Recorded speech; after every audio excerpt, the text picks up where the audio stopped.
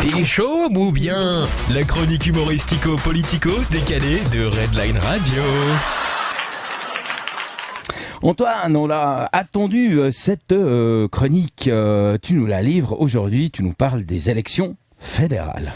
Oui, j'ai préféré attendre un peu avant d'en parler, car chaque 2 jours, il y a l'OFS qui rectifie les résultats du centre. Ils les ont vus terminer 3e, ils se sont dit, il y a un problème.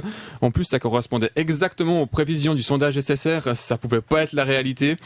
Mais cette fois c'est bon, on connaît la répartition des sièges au Conseil national.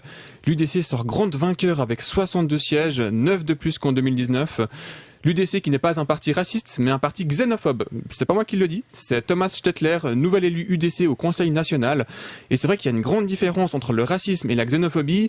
C'est que la xénophobie, il y a une grande partie de l'électorat UDC qui ne sait pas ce que ça veut dire. Thomas Stettler, il a dit ça sur le plateau d'Infrarouge. Il s'est justifié en disant qu'une phobie, ça ne se soigne pas. Alors, c'est faux. Si on se confronte à sa peur, c'est possible de l'apprivoiser. Par exemple, depuis que j'ai lu le programme de l'UDC, ma peur du vide va beaucoup mieux. Et les autres partis dans tout ça, les Verts, ils ont fait quoi par exemple? Ils ont perdu 5 sièges, ils sont passés sous la barre des 10%, mais à les entendre, c'est un excellent résultat. Ils ont fait que de répéter que c'était leur 2e meilleur score de leur histoire. Finalement, les Verts, c'est le vrai parti patriotique de Suisse. Ils réagissent exactement comme les joueurs de la Nati.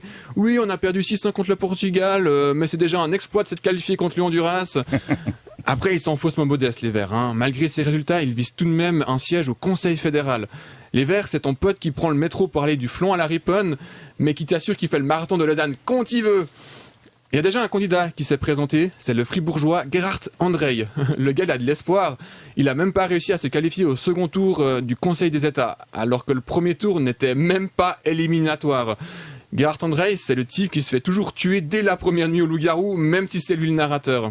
Pas terrible pour les Verts, dis donc. Mais le Parti Socialiste s'en est mieux tiré, non? C'est vrai, ils ont gagné 2 sièges, mais en part électorale, ils ont quand même fait 7,2% de moins que l'augmentation des primes maladie. Et le PLR dans tout ça?